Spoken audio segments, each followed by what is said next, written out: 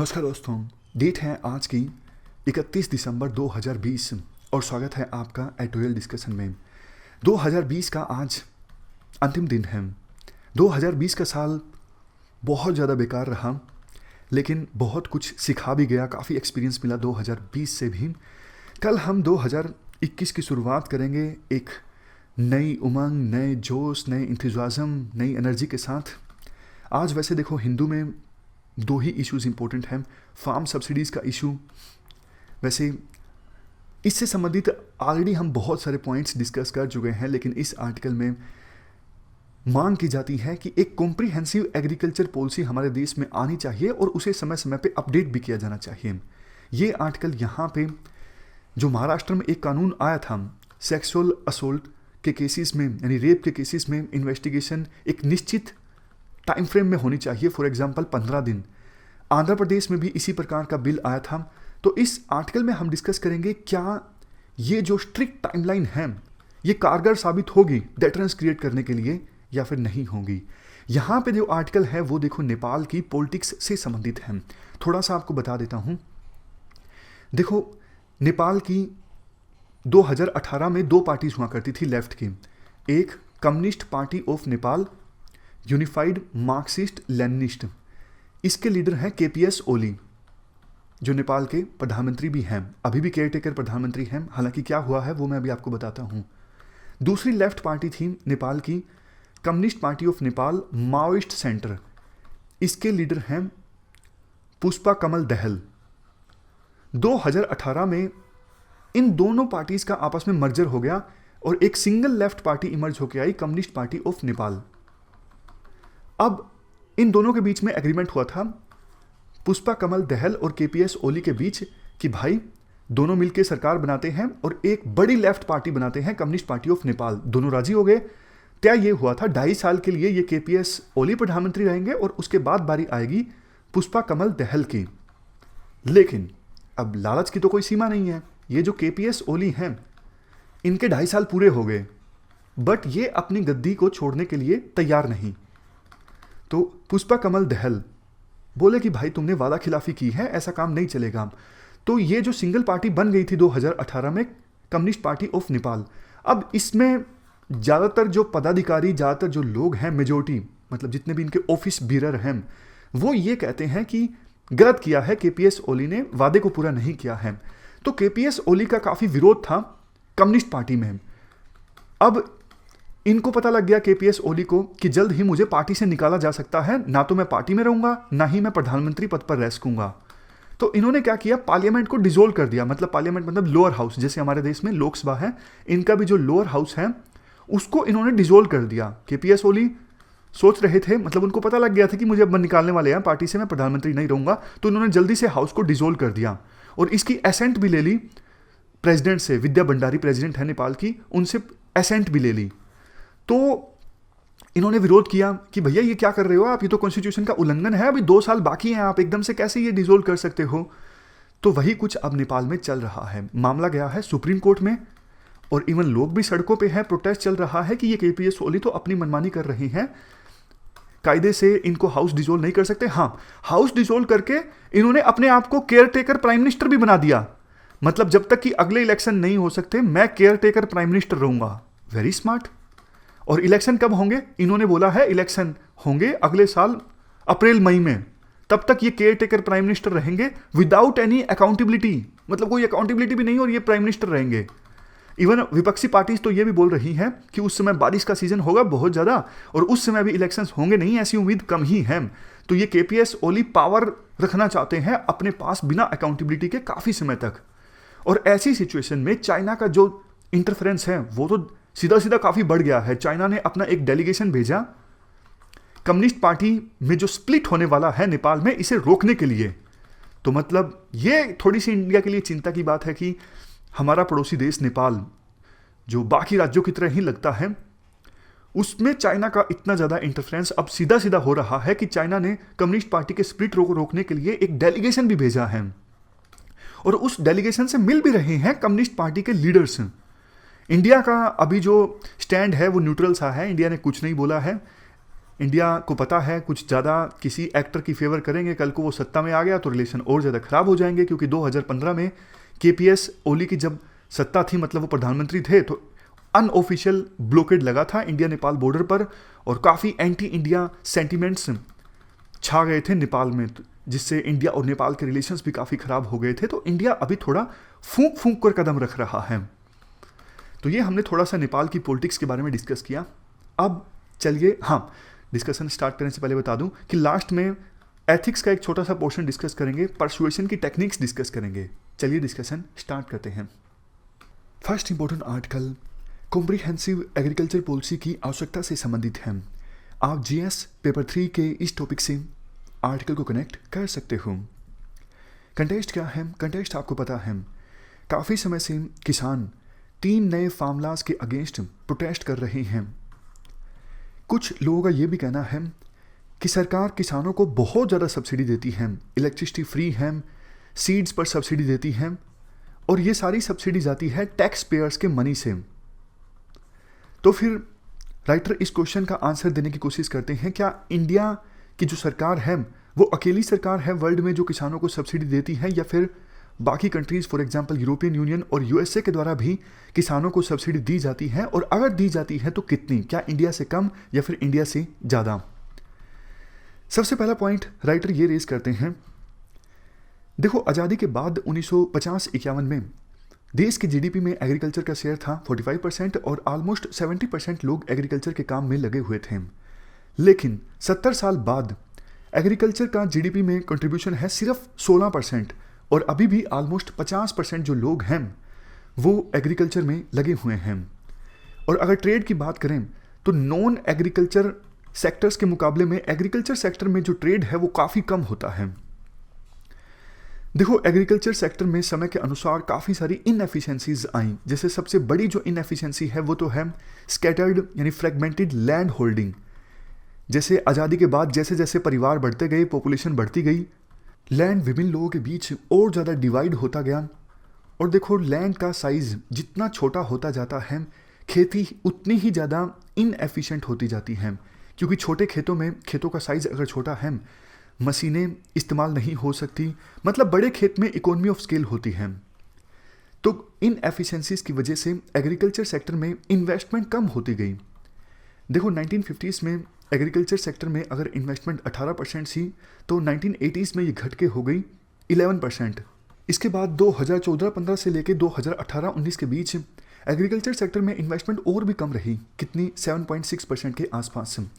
अगर देखो समय रहते एग्रीकल्चर सेक्टर में इन्वेस्टमेंट होती तो शायद एग्रीकल्चर से संबंधित रिसोर्सेज का ठीक से यूटिलाइजेशन हो पाता, हम एग्रीकल्चर सेक्टर में यील्ड को इम्प्रूव कर पाते, लेकिन ऐसा नहीं हुआ। इसके बाद यील्ड का एग्जाम्पल दिया जाता है, हमारे देश में क्रॉप यील्ड यानी क्रॉप की पैदावार जो है वो कितनी ज़्यादा कम है पर हेक्टेयर की अगर हम बात करें। देखो व्हीट एंड राइस की यील्ड के मामले में देश का स्थान है 45 एंड 59 रिस्पेक्टिवली, यानी व्हीट की यील्ड में देश 45th पोजीशन पे है और राइस की यील्ड में देश का स्थान है 59th। यील्ड मतलब पर हेक्टेयर पैदावार, पर हेक्टेयर कितना व्हीट प्रोड्यूस होता है एवरेज के तौर पर इंडिया में। तो इंडिया में बहुत कम पैदावार है, जबकि चाइना में देखो खेती योग्य भूमि कम है, फिर भी उनकी जो पैदावार है इंडिया से ज़्यादा है। और अगर हम पंजाब हरियाणा को निकाल दें, क्योंकि इन दो स्टेट्स में व्हीट एंड राइस की पैदावार फिर भी ठीक ठाक है, लेकिन बाकी स्टेट्स में तो किसान सर्वाइवल की लड़ाई लड़ रही हैं, पैदावार इतनी ज़्यादा कम है पर हेक्टेयर। इसके बाद मार्केट की बात की जाती है। किसानों का सबसे बड़ा जो दुश्मन है वो है मार्केट फोर्सेस, जिसकी वजह से किसान अपनी फसल के उचित दाम नहीं प्राप्त कर पाता। देखो अभी का जो मार्केटिंग सिस्टम है वो डोमिनेटेड है एग्रीकल्चर प्रोड्यूस मार्केट कमेटीज़ के द्वारा, मतलब किसान को APMC मंडी में आके अपनी फसल बेचनी पड़ती है। इसी को ख़त्म करने के लिए 3 नए फार्म लॉज आए। APMC का एक मेजर क्रिटिसिज्म ये था कि इसमें आड़तिया होता है, यानी मिडलमैन होता है जो काफ़ी कमीशन खा जाता है। अब इसके जवाब में राइटर ये बोलते हैं, देखो जो आड़तिया है वो तो छोटा मिडलमैन था, लेकिन अब किसान APMC मंडी के बाहर जब अपनी फसल बेचेगा ना तो बड़े बड़े मिडलमैन आ जाएंगे। यानी सरकार की जो समझ है ना कि APMC मंडी ख़त्म करने से किसानों को उनकी फसल के उचित दाम मिलेंगे, ये सही नहीं है, क्योंकि ये सिस्टम खत्म करने से बल्कि और बड़े बड़े मिडिलमैन से सामना होगा किसानों का, तो और ज़्यादा एक्सप्लॉयटेशन होगा, ऐसा राइटर का मानना है। अब इसके जवाब में, इसके बाद मतलब राइटर ये बोलते हैं, देखो हमारे देश में दिक्कत ये है कि कॉम्प्रिहेंसिव एग्रीकल्चर पॉलिसी कोई है ही नहीं, जबकि विभिन्न देशों के द्वारा कॉम्प्रिहेंसिव एग्रीकल्चर पॉलिसी समय समय पर अपनाई गई है और उसको उन्होंने अपडेट भी किया है। हमारे देश में एड हॉक एग्रीकल्चर पॉलिसीज आती हैं, लेकिन ये जो पीस मिल अप्रोच है ना, टुकड़ों वाली जो अप्रोच है, इससे एग्रीकल्चर सेक्टर को काफ़ी नुकसान हुआ है। अब देखो यूएसए का एग्जांपल दिया जाता है, बेशक यूएसए में सिर्फ 2% जो लोग हैं वो एग्रीकल्चर सेक्टर में काम कर रहे हैं, लेकिन वहाँ पर सबसे पहले एग्रीकल्चर एडजस्टमेंट एक्ट 1933 में एग्रीकल्चर पॉलिसी आई थी। उसके बाद हर 4 साल में एग्रीकल्चर पॉलिसी अपडेट होती है यूएसए में। यूरोपियन कॉमन मार्केट ने कॉमन एग्रीकल्चर पॉलिसी को अडॉप्ट किया था 1962 में। उसके बाद से रेगुलरली इस पॉलिसी को अपडेट भी किया जाता है यूरोपियन यूनियन के द्वारा, लेकिन इंडिया में कोई कॉम्प्रिहेंसिव एग्रीकल्चर पॉलिसी है ही नहीं।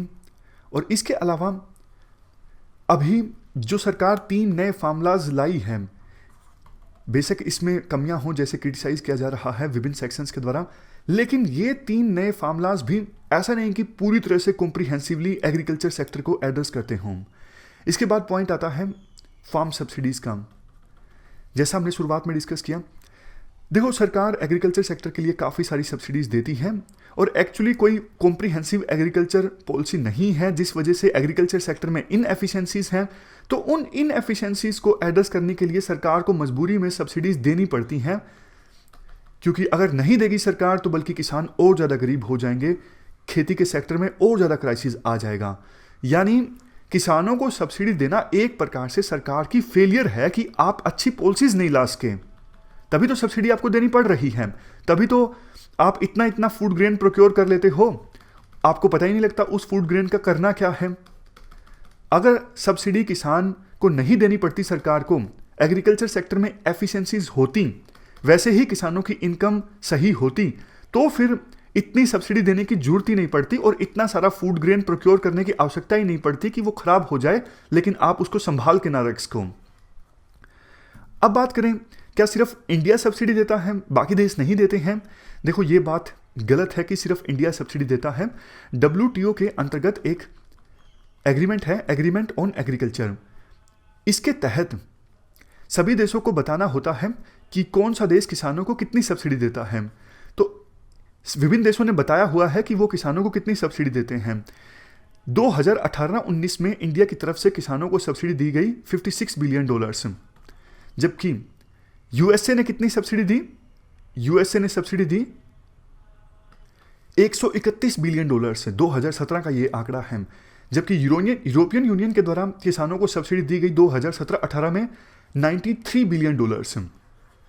तो इनके द्वारा जो किसानों को सब्सिडी दी गई है वो सब्सिडी इंडिया के कंपैरिजन में काफ़ी ज़्यादा है, जबकि इंडिया में तो किसान आपको पता है बहुत ज़्यादा है। 50% हमारी जो पॉपुलेशन है वो खेती में लगी हुई है। बावजूद इसके टोटल जो ओवरऑल सब्सिडी है इंडिया की सरकार के द्वारा कम दी जा रही है as comparison to USA and European union.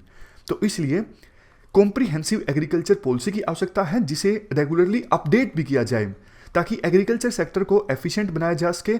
अगर ऐसा होगा तो फिर सरकार को ये सब्सिडीज नहीं देनी पड़ेगी, या फिर डायरेक्ट कैश ट्रांसफर जो सरकार कर रही है ये सरकार को नहीं करना पड़ेगा। तो ये हमने पूरा आर्टिकल डिस्कस किया एक कॉम्प्रिहेंसिव एग्रीकल्चर पॉलिसी की आवश्यकता से संबंधित। नेक्स्ट आर्टिकल कुछ स्टेट्स में जो नए सेक्सुअल हरासमेंट को रोकने के लिए बिल आए हैं उससे संबंधित हैं, क्योंकि देखो ऐसे बिल्स में ऐसा प्रोविजन किया जाता है कि सेक्सुअल हरासमेंट के केस में 15 दिनों के अंदर अंदर आपको इन्वेस्टिगेशन कंप्लीट करनी है, या फिर 7 दिनों के अंदर अंदर आपको इन्वेस्टिगेशन कंप्लीट करनी है। तो इस आर्टिकल में हम डिस्कस करेंगे क्या ये फिजिबल है या फिर नहीं है। आप GS पेपर 2 के इस टॉपिक से आर्टिकल को रिलेट कर सकते हो। देखो आंध्र प्रदेश दिशा बिल 2019 ये आया था आंध्र प्रदेश में सेक्सुअल असोल्ट ऑन वुमेन के केसेस को काफ़ी गंभीरता से और बिल्कुल बहुत ज़्यादा सीरियसनेस से सख्ताई से डील करने के लिए। तो इसी बिल से प्रेरणा लेकर महाराष्ट्र की सरकार भी एक बिल लेके आई ये प्रपोज्ड है अभी महाराष्ट्र शक्ति एक्ट 2020। इसको हमने डिस्कस भी किया था कि काफ़ी कमियां हैं इस एक्ट में। अभी तो फिलहाल देखो आंध्र प्रदेश का ये जो दिशा बिल है ये आंध्र प्रदेश की सरकार ने विड्रॉ कर लिया है, क्योंकि प्रेसिडेंट असेंट लेना जरूरी था। प्रेसिडेंट असेंट नहीं मिली इस मामले में, सरकार ने कुछ इंक्वायरी की इस बिल के बारे में, तो आंध्र प्रदेश की सरकार ने इस बिल को वापस ले लिया। फिर से ये बिल ड्राफ्ट चेंज करके फिर से ये बिल लेकर आएगी आंध्र प्रदेश की सरकार। लेकिन देखो मेन जो फोकस है ना इस आर्टिकल का वो इस बात पर है कि दिशा बिल ने प्रोविजन किया था कि जो ये हीनियस क्राइम्स हैं जैसे harassment of women, sexual assault on children, rape, ऐसे हीनियस क्राइम्स जहां पर एडुकेट कंक्लूसिव एविडेंस अवेलेबल है, ऐसे केसेस में 7 वर्किंग डेज के अंदर अंदर इन्वेस्टिगेशन कंप्लीट होनी चाहिए। देखो वैसे एपेक्स कोर्ट ने भी कहा है कि विक्टिम की स्टेटमेंट काफ़ी है सफिशिएंटली अक्यूज्ड को कन्विक्ट करने के लिए, मतलब विक्टिम की स्टेटमेंट हो और फोरेंसिक एविडेंस सफिशिएंट हो तो फिर ये इनफ है जो अक्यूज्ड पर्सन है उसको कन्विक्ट ठहराने के लिए। ये बात सुप्रीम कोर्ट ने बोल रखी है। लेकिन अब दिक्कत ये है, दिशा बिल में ये कहा गया है कि पुलिस 7 वर्किंग डेज के अंदर अंदर इन्वेस्टिगेशन कंप्लीट करेगी अगर एडुकेट कंक्लूसिव एविडेंस है। अब एक बात बताओ, ये कोर्ट तय करेगा या पुलिस तय करेगा कि भैया एडिक्वेट कंक्लूसिव एविडेंस है या फिर नहीं है? ये तो कोर्ट का काम होता है ना तय करना कि हाँ इनफ एविडेंस मौजूद है या फिर नहीं है एक्यूज्ड को दोषी ठहराने के लिए। पुलिस तो इकट्ठा करके दे देती है बहुत सारे एविडेंस, बाद में ये कोर्ट को तय करना होता है कि कौन सा एविडेंस इनका पुख्ता है और कौन सा सिर्फ ये दिखाने के लिए ले आए हैं। जैसे आंसर्स में आप लोग लिख देते हो कई बार सिर्फ कि हाँ लिख दिया आर्ग्यूमेंट नाम के लिए, लेकिन कुछ वो होता नहीं है। तो ये एग्जामिनर पे होता है कि वो उस पॉइंट के लिए आपको नंबर देगा या फिर नहीं देगा, या फिर उसको ऐसे ही काट देगा कि हाँ सिर्फ पेज भरने के लिए कुछ ना कुछ लिख दिया है। तो पुलिस भी कई बार ऐसा ही करती है, सिर्फ दिखाने के लिए कि हाँ एविडेंस इकट्ठा किए हैं, कुछ भी कर देती है। तो कोर्ट ये तय करती है एविडेंस माना जा सकता है या फिर नहीं माना जा सकता है। तो अब देखो 2 बहुत ही ग्रूसम केसेस के एग्जाम्पल दिए जाते हैं। ये सेक्सुअल असोल्ट के केसेस हैं। एक तो निर्भया केस 2012 का, इस केस में चार्जशीट फाइल की गई थी क्राइम के रिपोर्ट होने के 18वें दिन, और कोई भी प्रयास नहीं छोड़ा गया था क्रिमिनल्स को जल्द से जल्द पकड़ने में। लेकिन हाथरस केस जो यूपी का केस है, इसमें पुलिस ने 90 दिन लगा दिए चार्जशीट को फाइल करने में। वैसे देखो क्रिमिनल प्रोसीजर कोड यानी सीआरपीसी ये कहता है कि वो क्राइम जिसमें 10 साल तक की पनिशमेंट हो सकती है, ऐसे क्राइम्स में इन्वेस्टिगेशन 60 डेज के अंदर कंप्लीट होनी चाहिए। और वो ऑफेंसेस, वो अपराध जिसमें ज़्यादा बड़ी सजा हो सकती है 10 साल से ज़्यादा, इंक्लूडिंग रेप केसेस, ऐसे केसेस में इन्वेस्टिगेशन 90 दिनों के अंदर अंदर कंप्लीट होनी चाहिए। और ये देखो 60 डेज 90 डेज तब के हैं एक्यूज्ड के गिरफ्तार होने के बाद, क्योंकि एक्यूज्ड जब तक गिरफ्तार नहीं होगा तो इन्वेस्टिगेशन थोड़ा सा मुश्किल हो जाता है ना। तो एक्यूज्ड के गिरफ्तार होने के 60 दिनों के अंदर अंदर इन्वेस्टिगेशन कंप्लीट होनी चाहिए अगर अपराध में सजा 10 साल तक की है, और अगर 10 साल से ज़्यादा तक की है तो एक्यूज्ड के गिरफ्तार होने के 90 डेज के अंदर अंदर। सीआरपीसी को अमेंड किया गया था 2018 में, ताकि रेप के सभी केसेस में इन्वेस्टिगेशन के टाइम फ्रेम को 90 डेज से घटा के 60 डेज कर दिया जाए। देखो वैसे तो हर एक जो इन्वेस्टिगेशन है उसको बिना किसी डिले के कंप्लीट करना चाहिए, लेकिन कोई अपर लिमिट नहीं रखी गई है। अगर कोई एक्यूज्ड गिरफ्तार नहीं होता है तो मतलब गिरफ्तार हो गया तो पता है 60 डेज 90 डेज की लिमिट है, लेकिन मान लिया कि नहीं गिरफ्तार कर पाए पुलिस वाले एक्यूज्ड को, तो कब तक मतलब इन्वेस्टिगेशन कंप्लीट की जा सकती है? क्या टाइम लिमिट है? कोई मैक्सिमम टाइम लिमिट इस केस में नहीं रखी गई है सीआरपीसी में। जनरली देखो जब इन्वेस्टिगेशन होती है तो इसमें कई सारे स्टेक होल्डर्स और एजेंसीज इन्वॉल्व होती हैं। जैसे सबसे पहले क्राइम सीन को एग्जामिन किया जाता है इन्वेस्टिगेशन ऑफिसर के द्वारा और फोरेंसिक एक्सपर्ट के द्वारा। विक्टिम की यानी पीड़ित की स्टेटमेंट को रिकॉर्ड किया जाता है इन्वेस्टिगेशन ऑफिसर के द्वारा और जुडिशियल मजिस्ट्रेट के द्वारा। इसके साथ साथ विटनेस की स्टेटमेंट को भी रिकॉर्ड किया जाता है आईओ और जुडिशियल मजिस्ट्रेट के द्वारा। सॉरी। इसके बाद विक्टिम का मेडिकल एग्जामिनेशन होता है जहां पर फीमेल डॉक्टर अवेलेबल होती हैं, और इसके साथ साथ एक्यूज्ड पर्सन्स का भी मेडिकल होता है। और अगर देखो चाइल्ड विक्टिम है या फिर अपराध करने वाले की उम्र भी 18 साल से कम है, तो फिर ऐसे केसेस में एजेंसीज के द्वारा डॉक्यूमेंट्स भी कलेक्ट किए जाते हैं एज संबंधित, पेरेंट्स से, लोकल बॉडी से और स्कूल से। और जो फोरेंसिक एविडेंस कलेक्ट किया जाता है उसे फोरेंसिक साइंस लैब में भेजा जाता है, तो फोरेंसिक साइंस लैब की रिपोर्ट आती है। इसके बाद जो एक्यूज्ड होते हैं उनकी परेड भी करवाई जाती है विटनेस के सामने या फिर विक्टिम के सामने। हथियार जो इस्तेमाल हुआ था क्राइम सीन में उसको सीज किया जाता है, और अरेस्ट ऑफ एक्यूज्ड पर्सन जो कि सबसे ज़्यादा इंपॉर्टेंट है। तो ये सारी प्रोसेस इन्वॉल्व होती हैं, टाइम लगता है इन सभी प्रोसेसेस में।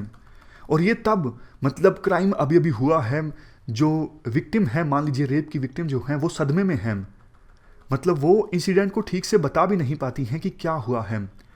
तो ऐसी सिचुएशन में पुलिस के द्वारा 7 दिनों के अंदर अंदर इन्वेस्टिगेशन कंप्लीट करना मुश्किल हो जाता है। और ये तब है जबकि पुलिस स्टेशन में लॉ एंड ऑर्डर के लिए या फिर इन्वेस्टिगेशन के लिए अलग से यूनिट भी नहीं होती। मतलब आपको भी पता है लोकल जगहों पर, छोटी जगहों पर मतलब एक पुलिस स्टेशन होता है और ओवरऑल सारा का सारा काम पुलिस स्टेशन पे होता है। जैसे टाउन में तो सारा ही काम पुलिस स्टेशन पे होता है, ट्रैफिक का भी, चालान भी वही लोग काटते हैं, इन्वेस्टिगेशन भी वही करते हैं, सिक्योरिटी भी वही प्रोवाइड करते हैं। कोई लॉ एंड ऑर्डर मेंटेन करने के लिए या फिर इन्वेस्टिगेशन के लिए अलग से यूनिट नहीं। तो फिर ओवरऑल राइटर ये कहना चाहते हैं, देखो अगर इतनी नैरो टाइमलाइन आप रखोगे ना तो बल्कि प्रोसीजरल लूप होल्स का फायदा उठा लेंगे एक्यूज्ड और ट्रायल को एक्सप्लॉइट कर लिया जाएगा। तो इन अनरियलिस्टिक टाइमलाइंस को फिक्स करने के बजाय एडिशनल रिसोर्सेज देने चाहिए पुलिस को, ताकि पुलिस एफिशिएंटली काम कर सके। और इस पूरी प्रोसेस में जो ये पूरे प्रोसेस हमने अभी डिस्कस की, इतने सारे स्टेप्स इन्वॉल्व होते हैं, जहां पर भी इनएफिशिएंसी है उसे एड्रेस किया जाए। तो ये राइटर का कंक्लूजन है। तो ये हमने आर्टिकल डिस्कस किया कि फिक्स जो टाइमलाइन है और वो भी काफ़ी स्ट्रिक्ट, क्या ये कारगर साबित होगी सेक्सुअल असॉल्ट के केसेस में या फिर नहीं होगी। अब हम लास्ट में एथिक्स का एक छोटा सा पोर्शन परसुएशन की टेक्निक्स से संबंधित डिस्कस करते हैं। मतलब ये टेक्निक्स आप सुनोगे, जानोगे, आपको मजा आएगा। सबसे पहली टेक्निक है परसुएशन की foot in the door technique. इसमें क्या होता है कि एक इंडिविजुअल दूसरे इंडिविजुअल को शुरुआत में छोटी रिक्वेस्ट डालता है कि भाई मुझे 100 रुपये चाहिए। तो 100 रुपये चाहिए तो कोई सामने वाला दे देगा। मतलब ए बी को बोलता है कि मुझे 100 रुपये चाहिए, बी को ठीक लगता है, ठीक है 100 रुपये मांग रहा है, दे देता हूँ, इसको जरूरत होगी। लेकिन प्रोग्रेसिवली धीरे धीरे ए अपनी डिमांड को इंक्रीज करता जाता है। आज 100 मांगे, लौटा दिए, मतलब ए ने बी से 100 मांगे, लौटा दिए। लेकिन किसी दिन 500 मांग लिए, फिर अगली बार 1500 मांग लिए, अगली बार 10,000 मांग लिए। तो इस प्रकार से जब लौटा देता है ना वो बंदा, तो धीरे धीरे जब ए के द्वारा डिमांड रेज की जाती है बी से, तो बी डिनाई नहीं कर पाता। ये होता है foot in the door technique, कि जब कोई इंडिविजुअल शुरू में छोटी रिक्वेस्ट करता है लेकिन प्रोग्रेसिवली धीरे धीरे करके वो बड़ी रिक्वेस्ट करता है, तो फिर सामने वाला यानी इस केस में बी मना नहीं कर पाता। एक और एग्जांपल आपको देता हूं। मान लीजिए ए बी से थोड़े से नोट्स मांगता है, मान लीजिए इन्वायरमेंट के 1-2 चैप्टर के नोट्स मांग लेता है, तो बी खुशी खुशी दे देता है कि कोई दिक्कत नहीं है भाई, ले लो, 1-2 चैप्टर के नोट्स ही तो हैं, कोई दिक्कत नहीं है, नोट्स ले लो आप। लेकिन ए बाद में बी को बोलता है कि आप भाई पूरे इन्वायरमेंट के नोट्स दे दो। तो फिर बी को डिनाई करना मुश्किल हो जाता है। मतलब उसने पहले बोल दिया था कि कोई बात नहीं भाई ले लो, नोट्स ही तो हैं, तो बाद में बड़ी रिक्वेस्ट की तो बी वो भी दे देता है।